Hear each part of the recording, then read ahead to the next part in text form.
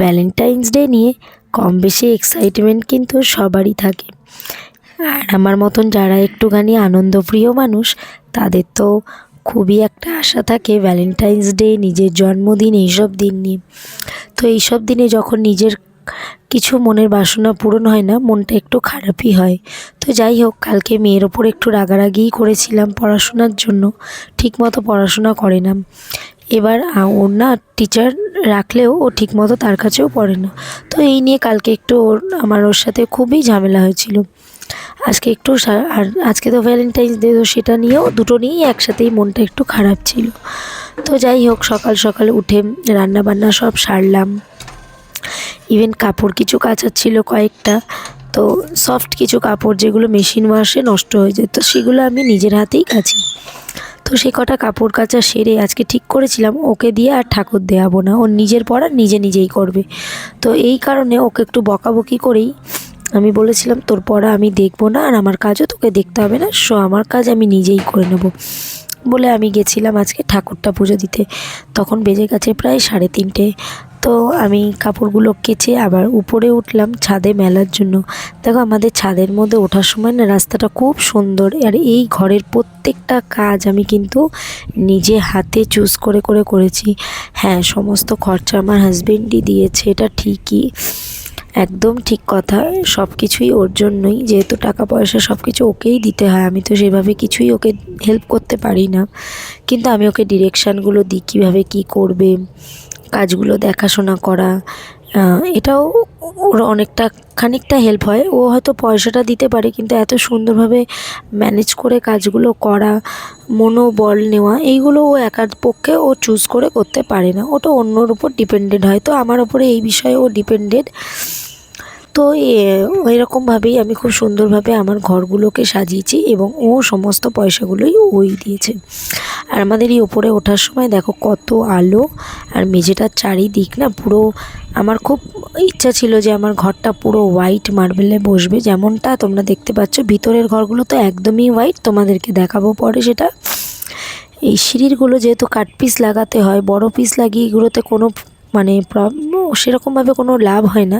তো এই জন্য আমি সিঁড়ির জন্য কিছু কাট পিসই নিয়েছিলাম, যেগুলোর মধ্যে হালকা হালকা ব্ল্যাকিশ কিছু জিনিস ছিল।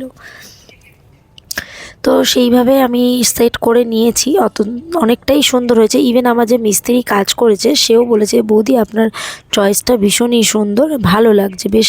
এটা যখন আপনি পলিশড করবেন না, খুবই সুন্দর লাগবে। আর পলিশড করার পরে যত এটা মোছা হচ্ছে, তত আরও দিন দিন যেন আরও সুন্দর লাগছে। তো যাই হোক, এইসব কথা। আজকে এই দেখো, জামা কাপড়গুলো একটু অবালা হলেও এই যে কিছু কিছু এই যে চাদর স্টোলগুলো না মেশিনে কাচলে নষ্ট হয়ে যায়। তো এইগুলো কেচে আমি এসেছিলাম ছাদে 2-4টে কাপড় মেলার জন্য। তো তাড়াতাড়ি করে এই কাপড়গুলো মেলে নিয়ে এবার আমাকে দিতে হবে ঠাকুর পুজো, চটপট করে এগুলো আমি মেলে নিচ্ছিলাম। আর এই রোদটা এত সুন্দর আজকে ছিল, আমি দাঁড়িয়ে একটুখানি চুলটাও শুকালাম। কতদিন ধরে ভাবছিলাম গাছের জন্য কিছু খাবার দেব। এই দেখো, এখানে খোল জল সব ভিজানো আছে, প্রায় 5-6 দিন, প্রায় 1 সপ্তাহ হয়ে গেল। কিন্তু আমার গাছগুলোকে না আমি সেইভাবে যত্নও করতে পারছি না, সময়ের অভাবে। এই দেখো, গাছের গোড়াগুলো প্রায় ড্রাই হয়ে গেছে। গাছকে না ঠিক মতো যত্ন করতে পারিনি, গাছগুলো যে বেঁচে আছে এই আমার অনেক সৌভাগ্য। আর এই গোলাপ গাছের গোড়াটায় মনে হয় একটু বেশি জল পড়ে যাওয়ার দরুন গাছের পাতাগুলো সব হলুদ হয়ে গেছে। তো এইগুলো গাছ নিয়েও আমার অনেক কিছু আশা আছে, ইচ্ছা আছে, ভবিষ্যতে এগুলোকে স্ট্যান্ড দিয়ে উঁচু করে সুন্দরভাবে করব। কিন্তু সব কিছুই বুঝতেই পারছো, অনেক টাকার প্রয়োজন। সব শখ তো আমরা চাইলেই সঙ্গে সঙ্গে মেটাতে পারি না, কিছু শখ কিন্তু রেখে দেওয়া ভালো। এ দেখো, আমার গন্ধরাজ লেবুর গাছে কত সুন্দর ফুল এসছে। আর এই আমি কিন্তু গন্ধরাজ লেবু অনেক পেয়েছি। আর এইটা হলো আমার এমনি যে লেবু হয় না, তো এই পাতি লেবু গাছের, এ দেখো এই গাছেও কিন্তু আমার অনেক ফুল এসছে। তো প্রত্যেক বছর এই পাতিলেবু গাছটাতে ফুল অনেক আসলেও কি আছে, আমি কিন্তু আজ অবধি একটাও পাতিলেবু পাইনি। যেখানে আমার গন্ধরাজ লেবু প্রায় 7-8টা মতো লেবু আমার গাছে ধরেছে, ইভেন আমরা খেয়েছি, ভীষণ সুন্দর। এবার আমি ছাদের কাজগুলো সেরে এবার যাব আমি নিচে। এটা হলো আমার 3তলা থেকে নামার সিঁড়ি। আর কিছু কিছু কাজ তো আমার এখানে অনেক অবশিষ্ট আছে, যেমন দেখতেই পাচ্ছ দেওয়ালের মধ্যে প্যারিস করা বাকি, দেওয়ালে যে তোমার কি বলে ইলেকট্রিকের যে কাজ সেটাও বাকি। আর এই দেখো এটা হলো আমার দোতলার ফ্রন্ট, কত সুন্দর একটা আমার নিজের পছন্দের টাইলস দিয়ে আমার ফ্রন্ট দোতলার এন্ট্রান্সটাকে আমি সাজিয়েছি। আর এই দেখো সুন্দর একটা ডোরও লাগিয়ে নিয়েছি। আর এইটা হলো আমার একতলার যাওয়ার রাস্তা আর কি, তো যেখানে আমি থাকি। তো দেখো কথা বলতে বলতে আমি কিন্তু দোতলার তালাটা খুলিনি, কারণ কি আমি চাবিটা আনতেই ভুলে গেছিলাম। এই দেখো আমি দেখাচ্ছি, এটা আমার এই একতলার এন্ট্রান্স। এখানে আমার শু একটা থাকে, যেটা এখন এত শু হয়ে গেছে যে ওখানে রাখাটাই প্রবলেম হয়ে গেছে। তো এরপরে দেখাবো তোমাদের একটা নতুন শু র্যাক, যেটা আমি অর্ডার করেছিলাম, কিন্তু একটু প্রবলেমের জন্য ওটা কিছু মানে মিস্টেক এসে গেছিলো আমার, তো এই কারণে ওটা রাখা হয়নি। আর এখানে দেখো আমার ছেলে মেয়ে দুজনেই খেলা করছে। খাওয়া হয়ে গেছে, ছেলের খাওয়া হয়ে গেছে, আমার হাজব্যান্ড ওকে খাইয়ে দিয়েছে। আর আমি গেছিলাম দোতলায় যেহেতু ঠাকুর দেওয়ার জন্য। আর এদিকে মেয়ে আর ছেলে বসে বসে দুজনে একটু খেলা করছে। ওকে আমি বলেছি তুই না টিভি একদম দেখবি না। আর এই দেখো এখানে আমার নতুন এটা কিনেছি চাবি রাখার জন্য, হুক প্লাস মোবাইল স্ট্যান্ড। কত সুন্দর দেখো, চাবিগুলো না কদিন ধরে মানে হারিয়ে যাচ্ছিলো। আর এইটা হলো আমার ঘর, যেটা খুব মেস হয়ে রয়েছে, কারণ বাচ্চা উঠতে একটু বেলা করে, তো তারপরে আর টাইমই হয় না যে আমি জিনিসগুলো গোছাবো। আর প্রচুর কাজ, একার ঘর বুঝতেই পারছো, এই এত বড় ঘর মেনটেন করা। অ্যাকচুয়ালি আমার ঘরে আর কেউই নেই যে আমাকে একটুখানি মানে সাপোর্ট দেবে, মানে আমি বাচ্চাটাকে ধরলে আমি হয়তো সেই কাজটা সারতে পারি, এমন কোনো মানুষ নেই। যখন মা আসে বা আমার হাজব্যান্ড হয়তো ঘরেতে থাকলো, তো তখন আমি এই কাজগুলোকে সেরে উঠতে পারি। এ দেখো দোতলার জন্য কত সুন্দর একটা হ্যাশবুল কিনেছি। এটা না আমাদেরকে দেখিয়েছিল একটা গোল্ডেন কালারের, যেটা রঙটা কিন্তু অ্যান্টি টার্নিশ নয়, মানে থাকবে না, এটা কিছুদিন পরে আবার উঠে যাবে। আর দামটাও অনেক বেশি ছিল, সেই কারণে আমি ওটা নিয়ে নিই। এই দেখো দোতলার ঘরটায় আমার কে থাকে, দেখো আমার ঠাকুর থাকে আমার দোতলার ঘরে, সেই আমার এই ঘরের রক্ষাকর্তা। আমার এই দোতলার ঘর জুড়েই তার জন্য রেখেছি যে যতদিন না আমরা দোতলায় উঠি আমার ঠাকুর যেন খুব আনন্দে শান্তিতে এই ঘরে বসবাস করে। তো অনেক দিন আমি নিচের তলায় না জায়গার অভাবে ঠাকুরকে ঠিক মতোভাবে রাখতে পারিনি, আমার মনের মতো করে রাখতে পারিনি। আর এই যে কিচেনটা দেখছো, যেই বেসিনের মধ্যে আমি ঠাকুরের বাসনগুলো ধুচ্ছি, তো এইটা আমি শুধুমাত্রই এখন শুধুই আমার ঠাকুরের জন্যই রেখেছি। শুধুমাত্র ঠাকুরের বাসন ধোয়া হয়, ঠাকুরের কাপড় ধোয়া হয়, সেই কাজেই রেখেছি। যতদিন না পর্যন্ত এটার সেরকম কোনো প্রয়োজন পড়ছে, তো আমি এটা ব্যবহার করব না, আমি ঠাকুরের জন্যই এটা ইউজ করব। তো এই দেখো কথা বলতে বলতে তোমাদের সাথে ঠাকুরের বাসনগুলো আমি ধুয়ে নিচ্ছি। জানো একটা কথাই আছে না, মানুষ কিন্তু ছোটদের থেকেও শেখে, শুধুই যে বড়রাই সব শিক্ষা দেয় তা কিন্তু নয়। আমার মেয়ে একদিকে যেমন পড়াশোনায় একটু ঢিলামি দেয় ঠিকই, অন্যদিকে কিন্তু ওর মধ্যে অনেক ভালো গুণ আছে, যেটা তোমাদেরকে পরে একদিন শেয়ার করব। তার মধ্যে একটা ভালো গুণ আমি দেখাই তোমাদেরকে। এই যে দেখছো আমি যে ঠাকুরের থালা বাসন মাজছি, আগে না প্রত্যেক দিন এই থালা বাসনটা আমার মাজা হতো না। কেন কি রান্না করতে করতে আর ওই বাচ্চা নিয়ে কাজ করতে করতে এত বেলা হয়ে যেত যে আমি সেভাবে ঠাকুরের বাসনটাকে মাজার জন্য এতটাও মানে মাথা ঘামাইনি। তো একদিন আমার মেয়ে বলল, মা তুমি না এবার থেকে প্রত্যেক দিন ঠাকুরের বাসন মাজবে। আমি বললাম কেন? বলল কি, দেখো আমরা তো খাই প্রত্যেক দিন ঠাকুরের আমাদের থালা মাজা হয়, কিন্তু ঠাকুরের বাসনটা কেন মাজা হবে না বলো? আমাদের ঠাকুরের বাসনটা কিন্তু রোজ মাজবো। তা আমি বললাম ঠিক আছে, তুই তাহলে মাজবি তো, এটা কিন্তু আমি তোকে দায়িত্ব দিলাম। তো ও বললো আচ্ছা মা ঠিক আছে, এই কাজটা আমি তোমায় হেল্প করে দেবো। আর ও প্রত্যেক দিন করেও, আমি খুবই কম করি। যেদিনকারে সন্ধেবেলা আমি যখন সন্ধে দিতে উঠি, তখন আমি যদি সময় পাই আমি এই বাসনগুলো মেজে দিই, কারণ সন্ধে দিতে দিতে অনেক সময় আমার বাচ্চা উঠে যায়, তো সবগুলো কাজ করে ওঠা সম্ভব হয় না, তাই পুরোটা করতে পারি না। সেই জন্য ওকেও করতে হয় আর আমিও মাঝে মাঝে করে দিই। এই দেখো ওয়ালের যে টাইলসটা তোমাদের দেখাচ্ছি না, এটা খুব শখের আমার একটা টাইলস রান্নাঘরের জন্য। তো এই টাইলসটাই আমি কিন্তু পছন্দ করেছিলাম আমার রান্নাঘরের জন্য, যাতে কোনো রকম স্টেন লাগলেও বোঝা যাবে না, এমনই সুন্দর একটা টাইলস। যেটা না এই যে গায়ের মধ্যে যে কালারটা দেখছো, এটা কিন্তু অরিজিনাল কালারটা এখনও বোঝা যাচ্ছে না, কারণ কি এটা না এখনও ধোয়া মোছা হয়নি। সেই কারণে যেহেতু আমার বাড়ির কাজ এখনও কমপ্লিট হয়নি, সেই কারণে এই কাজগুলো আর হয়ে ওঠেনি। কিন্তু ফ্লোরগুলো একদম ঝাঁ চকচকে হয়ে গেছে। তোমাদের একদিন ভালোভাবে দেখাবো যখন এই ফিনিশিংগুলো পুরো কমপ্লিট হয়ে যাবে। আর জানো আমার দোতলায় ইলেকট্রিকের কাজগুলো কে করেছে? সম্পূর্ণটাই আমার নিজের বাবা, মানে সরি কী বলছি আমি, সম্পূর্ণটাই আমার বাবা আমার জন্য করে দিয়েছে নিজের হাতে। যেহেতু তার মেয়ে ভবিষ্যতে এখানে থাকবে, তার নাতি নাতনিরা থাকবে, সেই আবদারেই সে কিন্তু শত কাজের মাঝেও আমার এই ঘরের কাজটা কিন্তু বাবা সময় হলেই ভাগতালে করে দিয়ে যায়। তো যেহেতু আমার রান্নাঘরের সমস্ত কাজটাই প্রায় বেশিরভাগ কমপ্লিট হয়ে গেছে, আর এই 26শে জানুয়ারি আমি না একটা অনেক দিনের পুরানো শখ পূরণ করেছি। সেটা হলো আমি একটা মাইক্রো ওভেন কিনেছি। ঠিক আছে, তো সেটা আমার অনেক দিনের শখ ছিল, তো সেটা আমি কমপ্লিট করেছি এই 26শে জানুয়ারি। আর বাবা দেখো তার আগে এসেই এই দেওয়ালের মধ্যে যত সব ইলেকট্রিকের পয়েন্ট ছিল সেগুলো বাবা সব করে দিয়ে গেছে। এ দেখো কথা বলতে বলতে আমি তো বাসনগুলো ধুয়েই নিলাম, কতগুলো বাসন সব ধোয়া হয়ে গেল। আর প্রত্যেক দিন যেটা বলছিলাম, আমার মেয়ে কিন্তু এইটা আমাকে শিখিয়েছে যে মা প্রত্যেক দিন কিন্তু ঠাকুরের বাসনগুলো মাজতেই হবে। তো সেই জন্যই বললাম বড়দের থেকেই শুধু মানুষ শেখে না, ছোটোদেরও এমন অনেক অভ্যাস আছে যেগুলো ভীষণ ভালো।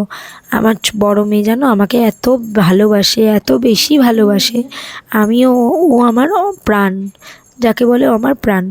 আমার ছেলে তো আছে ঠিকই, সে তো আমার খুবই ভালোবাসার একটা মানুষ, কিন্তু আমার বড় মেয়ে কিন্তু কোনো অংশে কম যায় না, সে আমাকে ভীষণ ভালোবাসে। তার এক একটা লেখা, এক একটা মাকে দেওয়া উপহার দেখলে মানে যে কোনো মায়েরই মন গলতে বাধ্য। সে আমাকে ছাড়া খায় না, আমাকে ছাড়া শোয় না, আমাকে এতটাই সে ভালোবাসে। আর তার এটা হলো তার সব থেকে বড় গুণ। দ্বিতীয়ত হচ্ছে সে খুব ভালো আঁকা জানে, খুব সুন্দর আঁকে, ভালো কথা বলতে জানে, একটা খুব ভালো মনের মেয়ে। তো আর এইটা হলো তার একটা, এই জন্য বলে যে বড়দের থেকেই সব মানুষ শেখে না, ছোটোদের থেকেও অনেক ভালো ভালো গুণ শেখা যায়। তো আমি ওটা ওর থেকে শিখেছি। বারবারই বলি যে যখনই আমি বাসনগুলো দেখাই তখনই আমার মনে পড়ে এই বাসনগুলো এত চকচকে থাকার রাজ হলো আমার মেয়ে সোনাই, আমার ছোট্ট সোনাই। দেখতে দেখতে মেয়ে তো আমার অনেক বড় হয়ে গেল, আর ওকে না ঠাকুর ঘরে আমি ঢুকতে দিতে চাই না, কেন ও তো ছোটো, সেইভাবে গুছিয়ে দিতে পারে না। বরং আমি যতটুকুনি করে দিয়ে যাই তার উপরে ও যে দিয়ে দেয় এটা খুবই ভালো জিনিস, কিন্তু মেস হয়ে যায় প্রচুর, যেটা পরের দিন আমাকে এসে খাটতে হয়, সেইগুলোকে পরিষ্কারও করতে হয়। যাই হোক, ঠাকুরটা আমার সময় মতো যেহেতু দেওয়া হয় না দুপুরবেলা, সকালের অনেক কাজের প্রেশারের জন্য, তো সেহেতু মেয়ে একটু বড় হয়েছে, আর ঠাকুর দেওয়া তো খুবই ভালো কাজ। সেই জন্য আমি বলি মা তুমি একটু ঠাকুরটা দিয়ে দাও, ও প্রত্যেক দিনই দিয়ে দেয়। আর সন্ধেবেলাটা আগে ও দিত, কিন্তু এই যে শীত পড়ার সময় না আমার ও খুব কষ্ট লাগে যে বাচ্চা মানুষ সন্ধেবেলা এসে আবার দেবে। তো আমি নিজেই এসে ঠাকুরটা সন্ধ্যা দিয়ে যাই, আর ঠাকুরের যে থালা বাসন সেগুলো সব প্রায় দিনই মেজে দিয়ে যাই। বেশিরভাগ দিন ওই মাঝে কিছু কিছু দিন আছে যেদিনে আমার সময় থাকে আমি তো মেজেই দিই, সেটা বললাম তোমাদের আগেই। তো এই দেখো ঠাকুরকে আজকে দিয়েছি কত বড় বড় সাইজের আঙুর, যেটা খেতে আমার ছেলে ভীষণ ভালোবাসে। ও ফল খেতে পছন্দ করে, কিন্তু মেয়ে অতটা ফল খেতে পছন্দ করে না, ওকে জোর জবরদস্তি একটা না খাওয়ানো হয়। আর কদিন ধরে মেয়েটার শরীরটা ভীষণই খারাপ, তো তার জন্য ওকে শুধু ছানা, কলা এই সমস্তই আমি দিচ্ছি টিফিনের জন্য, বেশি আজে বাজে কিছুই আর দিচ্ছি না। তো দেখো কথা বলতে বলতে ঠাকুরকে তো আমার দেখানোই হয়ে গেল ধূপ।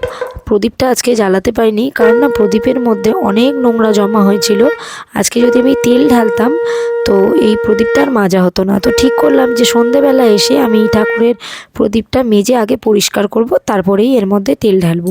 তো সকালে সুতরাং আপাতত আমি শুধুমাত্র ধূপকাঠিটা জ্বালিয়েই ঠাকুরকে প্রণাম করে নিলাম। তো ঠাকুর তো দেখো দেওয়া হয়ে গেল। এবারে আমি এসে গেছি নিচে, এসে দেখছি আমার ছেলে খেলাধুলা করছে, খাওয়া দাওয়া হয়ে গেছে। তো আমি এসে ওর হাতে একটা কলা দিলাম। আর এদিকে খেতে বসার আগে দেখছি আমার মাছগুলোকে খেতে দেওয়া হয়নি, তো তাড়াতাড়ি করে আবার মাছগুলোকে খেতে দিলাম। এদের জলটা প্রায় দিনই পাল্টাতে হয়, কারণ ওরা নোংরা করে ফেলে। তো এখানে দেখো আমি তো সংসার সামলাতে সামলাতে আবার স্কিন কেয়ারও করে ফেলছি, কারণ স্কিনকে তো যত্ন করা, নিজেকে প্যাম্পার করা এটা খুব দরকার।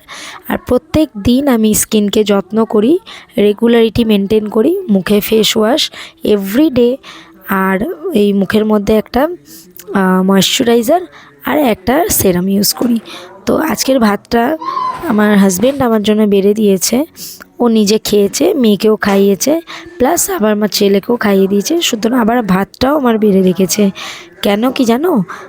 কারণ হচ্ছে আমার একটু রাগ হয়েছিল তাই।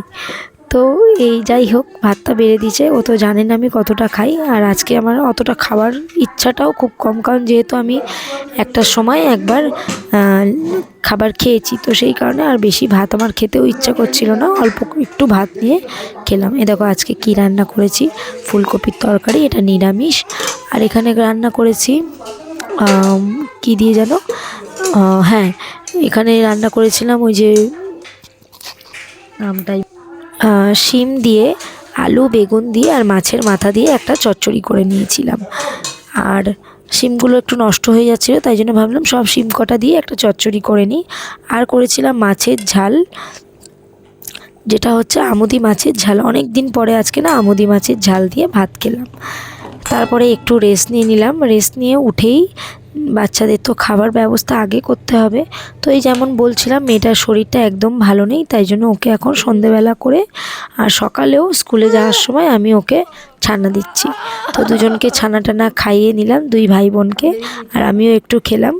দিয়ে এই দেখো দুজনকে নিয়ে বসেছি। আর আমার এদিকে ছোট বিচ্ছু বাঁদরটা কি করছে দেখো, আমাকে না কামড়ে দিয়েছে আজকে। তো এই দেখো ওকে সামলাতে সামলাতে আমার তো নাজেহাল অবস্থা একদম, যাকে বলে। তো এই দেখো কি বলছে, আমি বলছি হামিদা, ও বলছে না না দেবে না। তুমি খেয়েছো? বলবে না না, মানে যা কথাই বলবো ও শুধু একটাই উত্তর, না না। এত দুষ্ট হয়েছে। আগে না মাঝখানে ক্যামেরা ফেস করতে চাইতো না, এখন একটু একটু ক্যামেরা ফেস করতে, মানে আমি দেখছি ক্যামেরা দেখলে ও একটু বেশ খুশি হচ্ছে, আর ক্যামেরার দিকে একটু ফোকাসডও করছে। আর এদিকে মেয়েকে যেহেতু বলেছি আজকে পড়াবো না, ও নিজে নিজেই পড়তে বসে গেছে আজকে। আর আমি ওকে নিয়ে এই বারান্দায় বসে আছি। তারপর একটা জিনিস দেখে খুব খারাপ লাগে জানো, কালকে রাত্রেবেলা আমি যখন শুয়েছি, আমি দেখেছি আমার সোনা কিন্তু আমার পাশে এসে শুয়েছিল আমার কোলের কাছে, যে মা যদি একটু টেনে নেয়। কিন্তু আমি ওকে কালকে না কোলের কাছে নিইনি। কেন নিইনি জানো? কারণ কি, বাচ্চাদের না মাঝে মাঝে একটু বুঝতে দেওয়া দরকার যে তারা সেটা যেটা করছে সেটা ভুল করছে। তো এইটা বোঝার জন্য তাদের একটু সময় দিতেই হয়। আমি বুঝেছি, মায়ের মন তো সব বুঝতে পারে। ও কিন্তু আমার কাছে কাছে ঘুরছিল আজকে সন্ধ্যা থেকে, সারাদিনই একটু কোলের কাছে কাছে আসছে।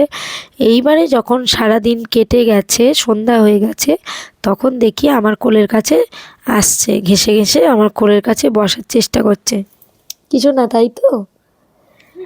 আমার সোনা কিন্তু আমার কোলের কাছে কাছে আসছে, আমি দেখতে পাচ্ছি, বুঝতে পারছি, কিন্তু আমি কিন্তু ওর কোলের কাছে যাইনি, আমি একটু সরেই বসেছিলাম। তারপর দেখলাম নিজে নিজেই আমার কোলের কাছে আসলো।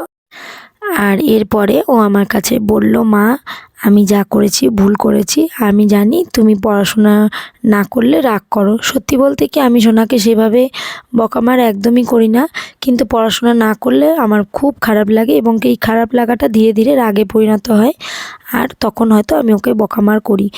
এরপরে মান অভিমানের পালা শেষ হলো, সব কিছুই ঠিক হলো।